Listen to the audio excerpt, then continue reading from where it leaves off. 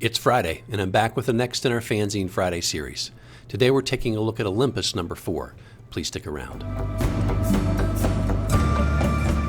I'm AZ Mountaineer. This is our channel, Old School Rules, where I celebrate the community of old school gamers and grognards who like classic RPGs, miniatures, magazines, and everything that goes with it. Each week on the Fanzine Friday series, I take a fanzine from my collection off the shelf for a closer look. Today, from February 1983, this is Olympus number 4. Hope you enjoy the video. We're continuing our look at this fanzine called Olympus. It's a new size this month. It is 8.5 by 11, green heavy stock cover, the pages 11.5 by 17 paper folded in half and stapled. Continues the really fun fanzine we've been looking at here for the last few weeks. Unfortunately, or I think unfortunately, gone is the art of Bruce Davis. He is not here. We have a new artist who does the cover this time around. His name is Peter Laird, and we've got a barbarian there, it looks like, with some type of a mace, and he's fighting, I don't know if that's a small dragon perhaps or some other type of fantastical worm-like creature, but in any event, nice fun amateur art here on the front.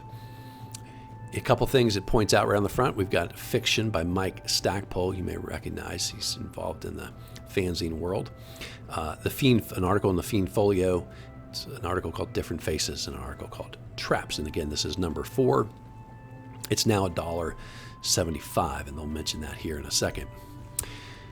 Here's our table of contents. We've got the editorial, Different Faces, which is an idea of how to make your monsters interesting and original so that your players don't know what they're getting, what they're up against. Mercury is industry news, an article talking about one person's review of the Fiend Folio. Double or Nothing is the fiction. In review are a few different items that get reviewed. An article on the concept of damage versus hit points, which we'll talk about in more detail. An article talking about traps, and then some arcane items, which are new magical items. Royce, Kallerud, who is the publisher, and Stephen Breeser, the two guys who are the, I'd say, mainstays of this fanzine. Articles by Scott Roy, fiction by Mike Stackpole, other contributions by R.B. Chipman, and then Andrew Oleksiuk. I'm probably mispronouncing that guy's name, I'm sorry. Peter Laird provides art, as does Anthony Orzach and Stefan LaFleur. And then Steve Winder also provides art. Okay. This is just the inside cover. We're always seeing these things that are interesting and I've never heard of, and I don't know for sure, does this even exist, or was this just someone's idea of something that was going to exist that never happened? I don't know. So I've never heard of the Nuts and Bolts of Gaming magazine by gamers for gamers. So now I'm on the lookout for that to see if I can learn anything about it. It's from Chicago, Illinois, so nearby where these guys were putting their fanzine together. They were in a town called Northbrook, Illinois. And so it says they feature reviews, comments, tell you about games so you know what you're going to get. Again, have to look into it, see if that's something I can find. Fleeting Thoughts is their editorial, and Steve Breeser says, I've taken back over from Royce this issue. Obviously, he points out the new size. He does point out the new price where it's gone up a little bit. He said, but there's a lot more content. You'll notice the print has gotten much smaller, so it is less pages. Of course, it's twice as large, pretty much. But the smaller type means there's actually a lot more content in here this time around. They did sort of stay on schedule. This one says it's from February of 83. You'll recall number 3 was from November, December of last year. So they're starting to keep on that bi-monthly schedule. They talk about some of the different people who've contributed and thank them for being part of this. And you'll see this advertisement in a minute, but I wanted to mention it because they say it here. One of the people on their staff, this guy Andrew Oleksiuk, who's an associate editor, is in charge of Olympus Publishing's new division, Labyrinth Games. Great name. And they have an ad, and they say he's working on this product that's advertised. We'll talk about when we get there. I don't think it ever happened, unfortunately. So now I got one more thing to try and track down, right? See if anybody out there in the community knows this guy, Andrew, or one of these guys from the Olympus fanzine who can maybe track that down. See if it's one more of those. Is it one more of those unpublished products that's out there, or is this one more somebody's idea that they never really sat down and put pen to paper and created it? Hopefully we'll find out. Then they go through and they sort of tell you about the contents of what's going to be in there, and encourage people, say, in spite of the fact we've got lots of content, please, we really do want to get submissions from you, so please send stuff in. So here's Royce's article. It's called Different Faces, and the short of it is saying pretty soon after you start playing, your characters are going to own that monster manual. They're going to know what all the monsters are, strengths, weaknesses, whatever, and if they don't have the books out at the table, they'll probably have a lot of that stuff memorized. So he strongly encourages a good dungeon master to come up with some unusual things to throw at the characters every now and then. It could be, just a group of kobolds or orcs that don't behave the same way as normal. It could be a character or a creature that looks like something they're used to, like I'll just say because he has a troll, this looks like a troll, but hey, this guy, instead of being harmed by fire, he's harmed by ice. I don't know, but and that's certainly a good idea for dungeon masters. And if you remember the article from last time from Ken St. Andre, I think that's why he says he prefers a game where you don't have sort of an official monster manual, so that the characters always know the dungeon master's making this stuff up.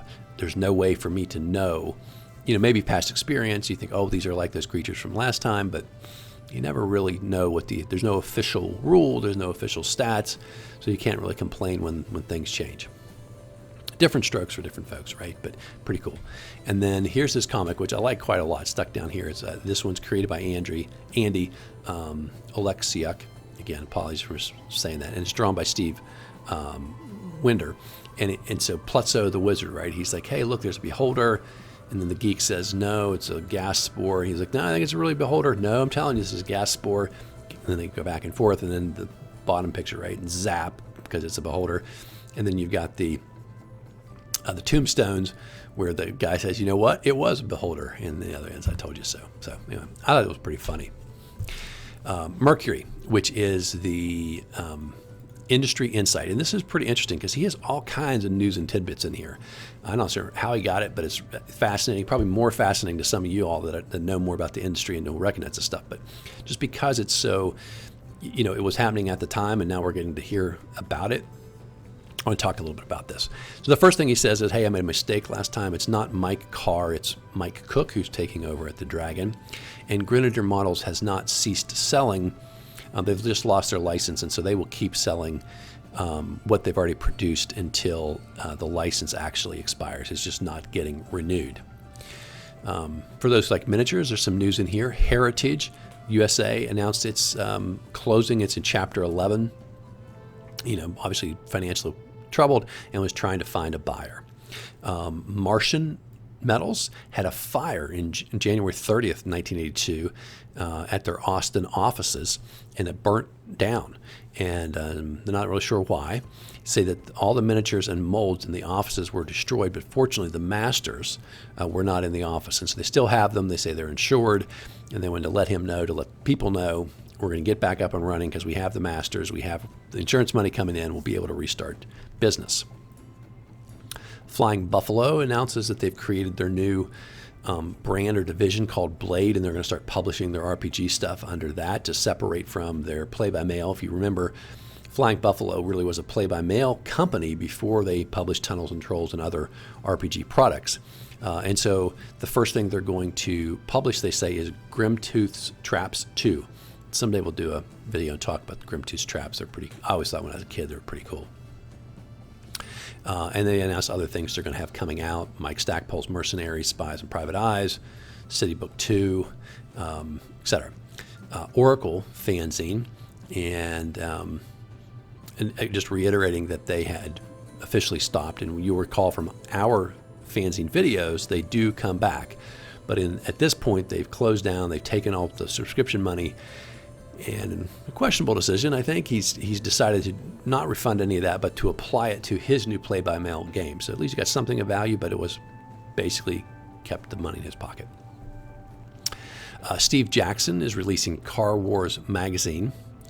John Carver has left Flying Buffalo, and he's starting a new play-by-mail company called Mobius Games. Entertainment Concepts, who moderates the Silver Dawn and Star Trek play-by-mail, is beginning a tournament for players. Judges Guild will be enclosing 100 gift certificates in 5,000 products, which didn't make complete sense, but I'm assuming in the next 5,000 products go off the line, they'll randomly stick 100 certificates in there, good for $400 in prizes. Viking Games is giving away gold Krugerrands for people in their Fantasia Gold Rush game. Netherworld Continuum, a magazine owned by the Twin Cities Game Masters Association, is being purchased by Cataphract Games, a new company in Minneapolis. And I'm not familiar with what that magazine's about, so I don't know if it's a fanzine, gaming magazine more generally, or what. You remember SPI was acquired by TSR, and they had 3 magazines: Ares, Strategy and Tactics, and Moves. Moves is completely shut down, it says, but there are going to be new issues coming of Ares and Strategy and Tactics. And then Close Simulations is a new gaming company that's releasing Alert Force in May, or that's at least what they plan to do. So a little bit of industry news. I always think that stuff's interesting. Fiend Folio, Friend or Foe by Andrew Oleksiuk. If you've watched some of my videos, you may have seen one where I talk about the Fiend Folio. It was the first book I got when I was a kid that was for me, because my brother, just the way birthdays fell, we both got the Monster Manual sort of as a joint gift, and then my brother got the Player's Handbook and the DMG. That was his. And I guess technically we had the Mold Bay Basic set. That was, as far as I remember, ours. But the Fiend Folio was mine, and when my birthday came around, that's the book that I got. And so I've always had a soft spot for the Fiend Folio. Andrew does not. Andrew, I say it's a scathing review. It's a very honest review, and you get right away that he doesn't like it. He says he was really excited about it. New monsters, this is going to be great. And says, at first I was amused by the variety and creativity of the creatures, but none of them really fit into my campaign.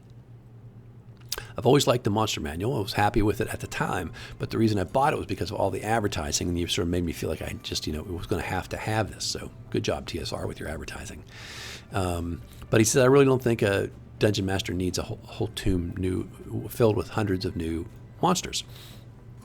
Just use your own imagination, look at the other magazines like Dragon Magazine or White Dwarf, and you'll be able to find all the new concepts you need if you can't come up with them on their own. So I'm going to give you a little bit more about this because I just thought it was fun to read. So he says, I tried to put some of these things into my campaign. They just really didn't work. I mean, a lot of these creatures, these Germalines and these Gorbles, are just uncommon. Well, if they're so uncommon, which means not all that rare, right? Then why has no one ever heard of them before? Where are we supposed to put them into our campaign? Has anybody ever used a Scarecrow? I don't think so. Many of these monsters are totally useless.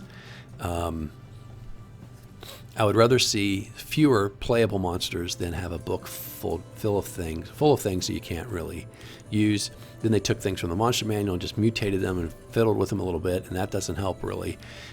He says so many of these monsters are just ugly humanoid creatures with some random unique ability or stab.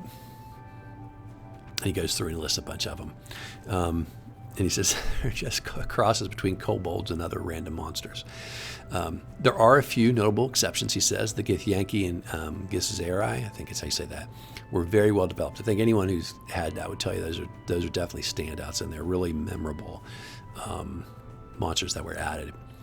And also he says he had things like Drow and Kuatoa that were already in TSR products that were then officially put into this book because they weren't in the Monster Manual. He says, and those were always really fleshed out. Those were really good, but we sort of already had those because we owned the different TSR products that came in.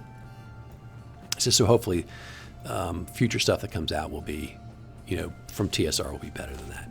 And we've got an ad here for Phase 7. Remember that was highlighted in the last fanzine. Then we have this fiction from Michael Stackpole. I mean, I think it's okay.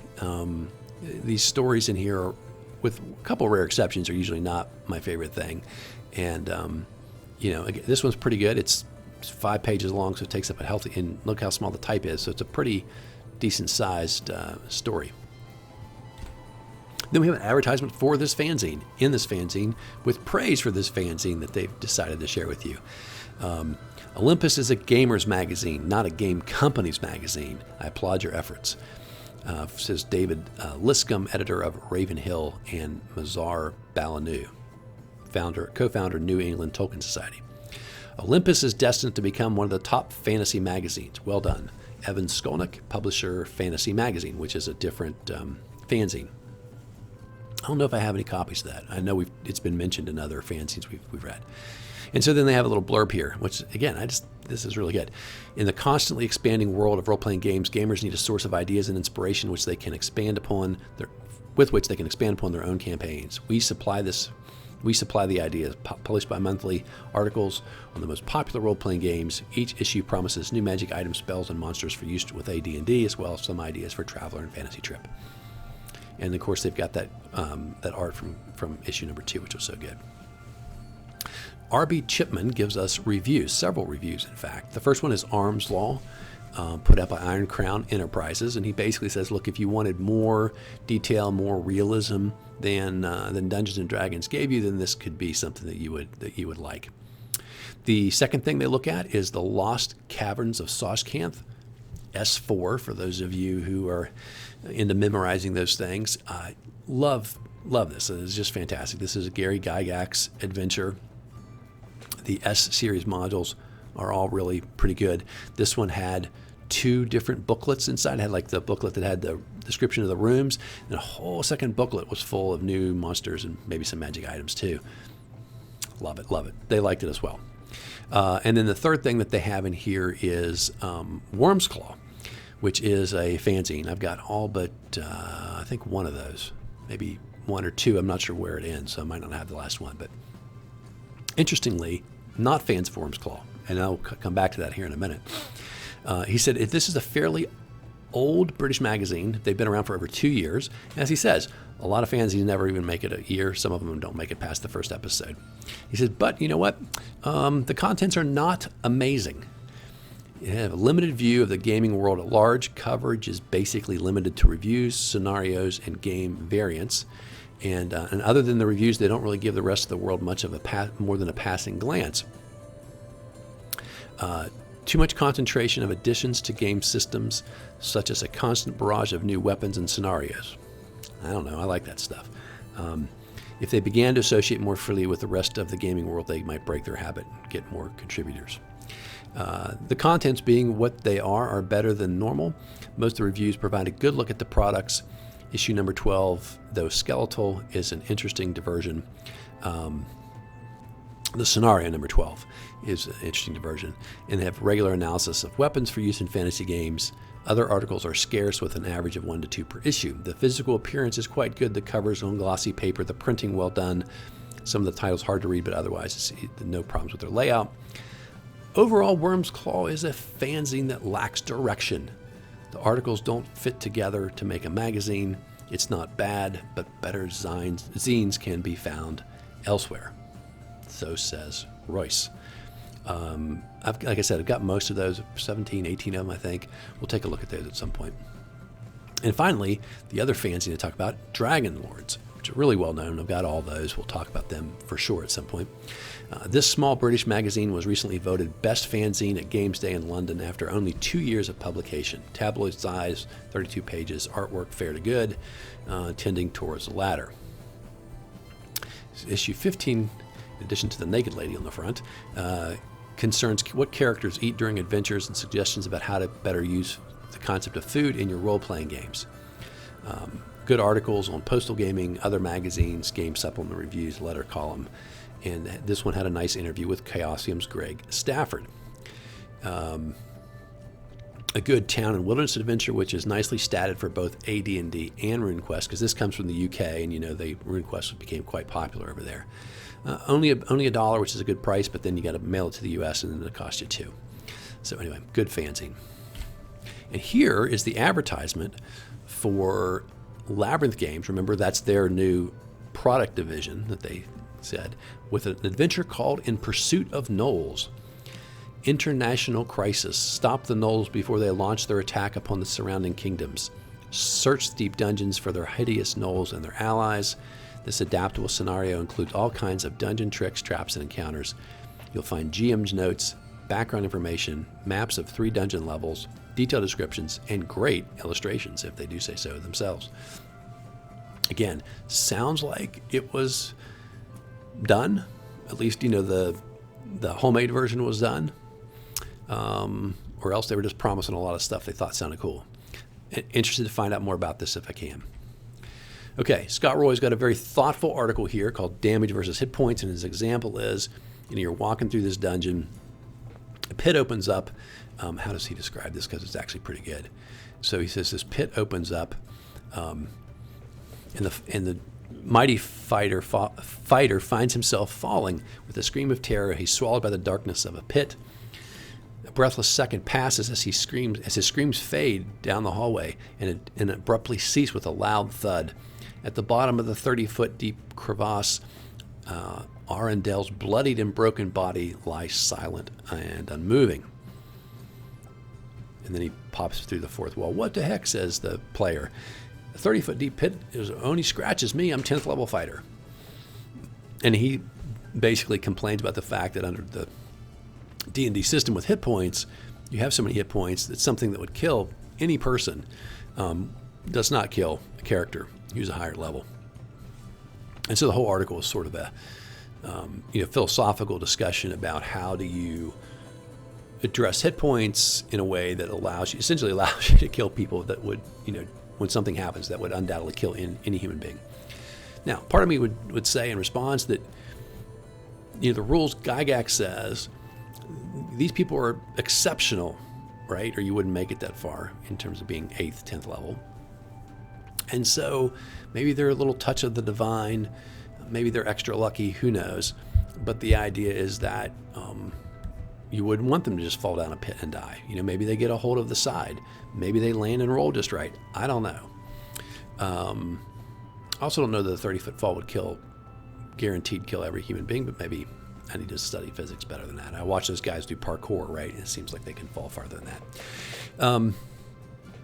But he has an idea, and his idea is to he's got this system where it's basically, you're gonna convert it to a percentage of damage, which could go over 100%. And so when you come up to any type of thing that he feels like would kill any human being or likely cause severe damage, and you don't want to make it be a die roll of hit points, right?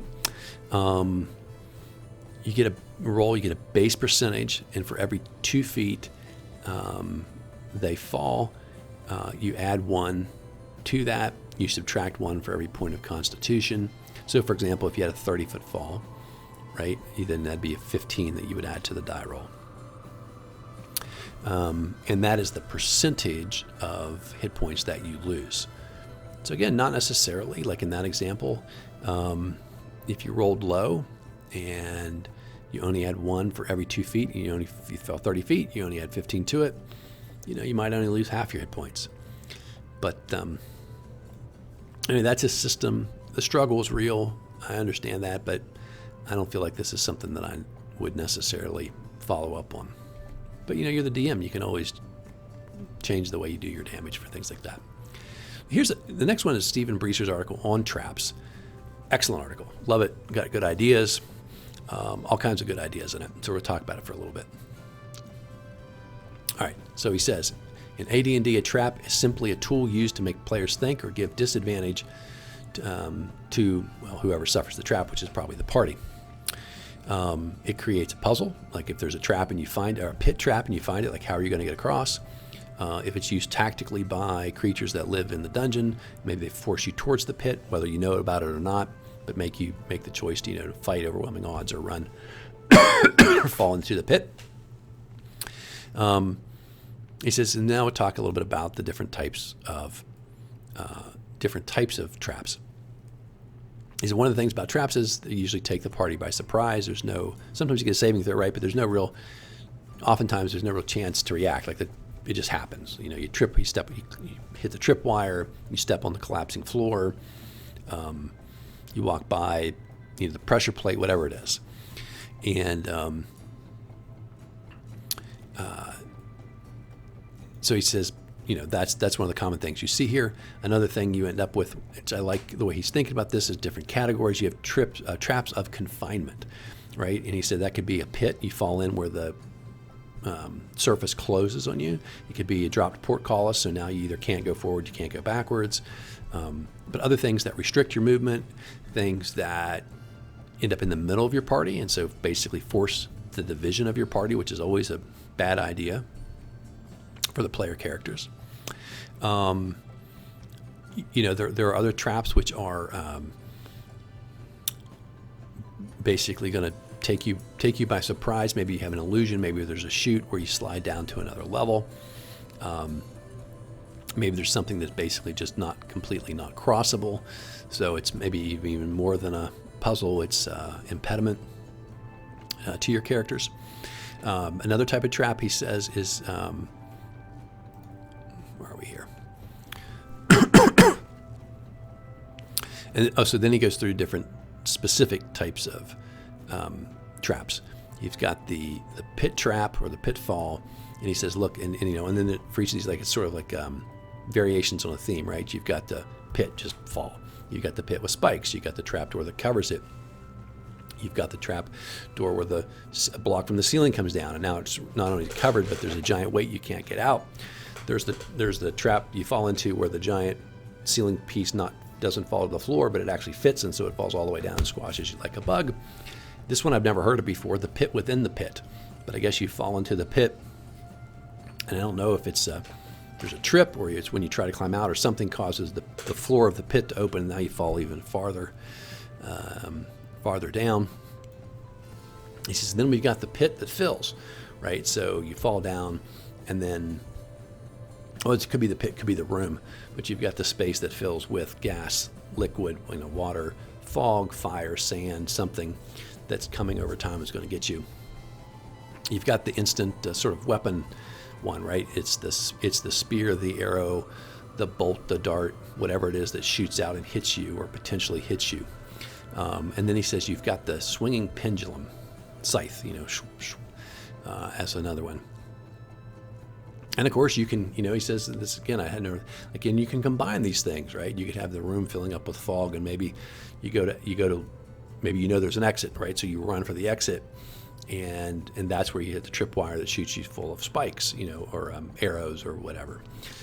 So, and again, I think, and he'll bring this back, and he says, look, but you can't create sort of killer traps. Like, you may think that's fun to come up with, but that's not fun to play, which I agree with completely.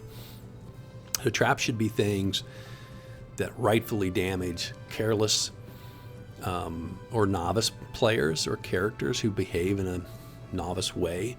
But they should also be things that can be found, can be avoided by thoughtful, experienced players. I think that's right as well.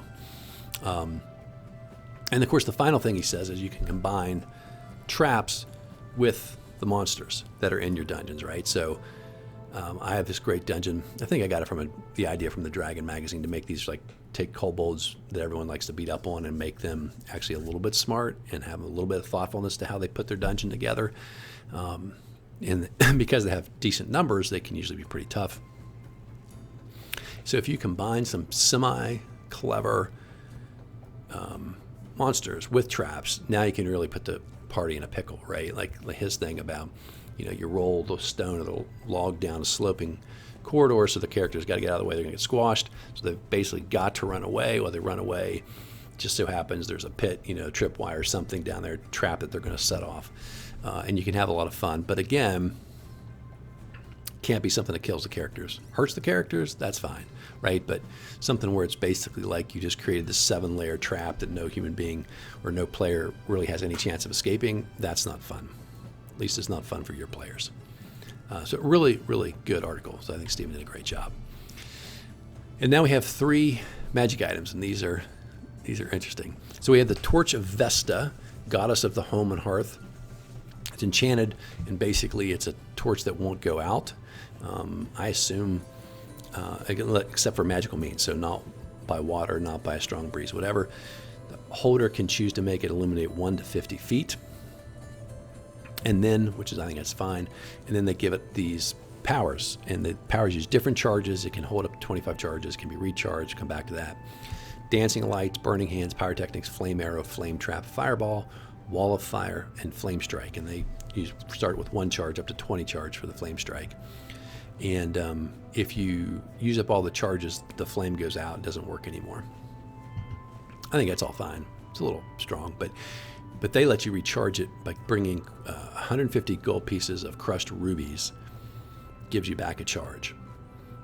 And that sounds like a lot, but you get to a higher level party, if you give them a town where they can buy gems, like they could just be recharging this thing, you know, every time they go down the dungeon. And for that, I think it's probably a little too powerful. They've got some odd things about how you cast a delayed blast fireball to reignite it, but then somehow if this doesn't work, then it might explode. I don't know. It was, and they say it's supposed to be a holy artifact, so it's supposed to be super powerful, and there's only one of them. But I think it's probably a little too powerful, at least in terms of what the spells it can cast and the fact it can recharge. So I'd probably tinker with that a little bit. The next one I thought was going to be good, but it's crazy overpowered. It's called the Staff of Dehydration. Okay, that's good, and maybe I'd have like a gnarled, old, dried up piece of wood that you'd use. But this thing, when it hits you, take a saving throw. Fail your saving throw, you are completely dehydrated. And so, like they say, you just basically fall to dust. So it's basically disintegration, right? They say like a human being, they said 90% water. I don't know if that's quite right, but you basically, all the water's instantly, all of it sucked out. So every cell has all of the liquid pulled out of it. You just disintegrate. Now here's the crazy part. If the dust is not either completely dispersed or collected and put into an airtight container, your dust remnants will absorb moisture from the air and reform into whatever you used to be. And it doesn't say, it says immediately. And so it's not clear to me exactly how many seconds or rounds you have to disperse that. But I don't quite understand how you reabsorb the moisture and reform yourself. That's a little, fantastical, but I guess it's a fantasy game. That's okay. You can't work against water-based creatures because they are nothing but water. And for some reason doesn't work against fire-based creatures either. I guess maybe they think if they're fire-based, they don't have any water inside them. And if you do attack a water-based creature like a water elemental or whatever, it will cause the staff to overload and explode. The third item is the oil of masking. Good idea. This oil you put on completely covers your scent, causes you to have no scent. That's good, right? But it flakes off after it's been used, and for 2 to 5 turns. Afterwards, you will become completely sterilized if you've used it. So that seems like an unanticipated side effect. You will not be able to contract any normal disease for 6 months, and if you are attacked by magical disease, you get a +1 on your saving throw. So it's pretty decent. So here's our back cover. Just a little, got a feedback survey, little cartoon. But here's the thing I thought was neat. The one that I've acquired was the complimentary one that was sent to Wyrms Claw in exchange for them, Wyrms Claw, sending their fanzine over to Olympus to read and review. That was really common that they would trade with each other, right? But I've never seen one before that was offered for a trade. Okay, so that's it for Olympus number 4. Hope you all enjoyed today's video. Hope you're enjoying our series, and I hope you're subscribed. You got friends who might enjoy it? Please encourage them to take a look at our channel. Maybe they will subscribe as well. Hope you guys have a great Friday. Have a great weekend. Until next time, my friends, keep rolling 20s.